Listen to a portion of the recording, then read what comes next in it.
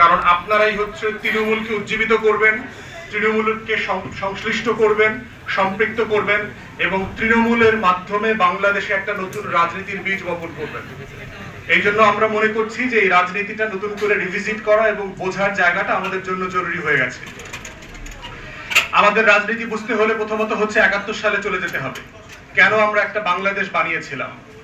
এই বাংলাদেশ বানানোর স্বপ্নের মধ্যে ১৯৭১ সালের ১৭ এপ্রিল একটা ঘোষণাপত্র পাঠ করা হয়েছিল।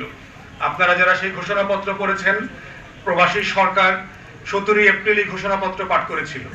সেখানে পরিষ্কার করে বলে দেওয়া ছিল যে আমরা কেন পাকিস্তান থেকে আলাদা হতে চাই এবং কেন একটা নতুন বাংলাদেশ বানাতে চাই এবং সেই বাংলাদেশটা কিভাবে পরিচালিত হবে।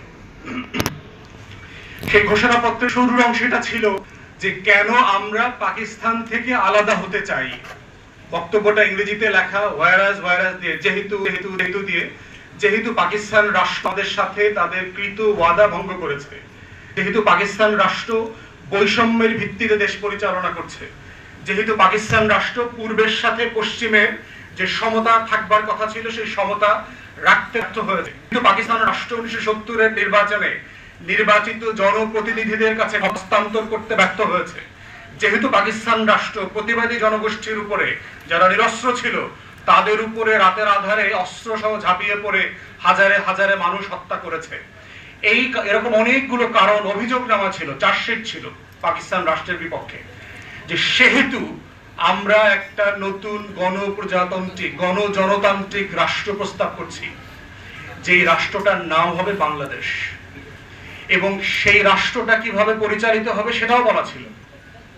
সেই রাষ্ট্রটা পরিচালনার ৩টা মূলনীতির কথা বলা ছিল: সাম্য, মানবিক মর্যাদা এবং সামাজিক সুবিচার।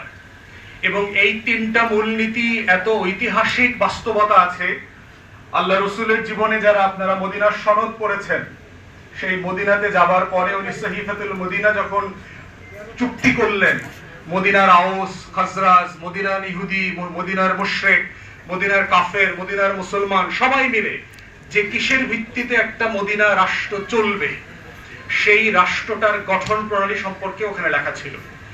এরপরে যদি আপনারা ত্রয়োদশ শতাব্দীতে দেখেন যে ব্রিটেনে ম্যাগনা কার্টা চার্টার তৈরি হয়েছিল, যে রাজার সাথে যারা বড় বড় তালুকদারি আছে, জমিদারদের চুক্তি হবে কিসের ভিত্তিতে কর দেবে, কিসের ভিত্তিতে দেবে না, রাজার দায়িত্ব কি এবং জমিদারদের দায়িত্ব কি, এগুলো লেখা ছিল সেই ম্যাগনা কার্টাতে। তারপরে ব্রিটেনে সিভিল ওয়ার হয়েছে, সেই গৃহযুদ্ধের প্রেক্ষিতে একটা বিল অফ রাইটস তৈরি হয়, যে একটা অধিকারের চার্টার তৈরি হয় যে কিসের ভিত্তিতে নাগরিকরা, প্রজারা ট্যাক্স দেবে। এরপরে আপনারা দেখেন আমেরিকার স্বাধীনতার ঘোষণা, ডিক্লারেশন অফ দ্য ইন্ডিপেন্ডেন্স আমেরিকাতে সেই 1776-এ, এরপরে হচ্ছে 1789-এ ফরাসি বিপ্লব, 1916, 17, 18, 19-এ বিলায় বলশেভিক রেভলিউশন। এই প্রত্যেকটা জায়গায় যদি দেখেন যে নতুন রাষ্ট্র করবার যে আকাঙ্ক্ষা, নতুন ভাবে আমাদের দেশ গড়বার যে আকাঙ্ক্ষা, নতুন ভাবে সমাজকে গড়বার যে আকাঙ্ক্ষা,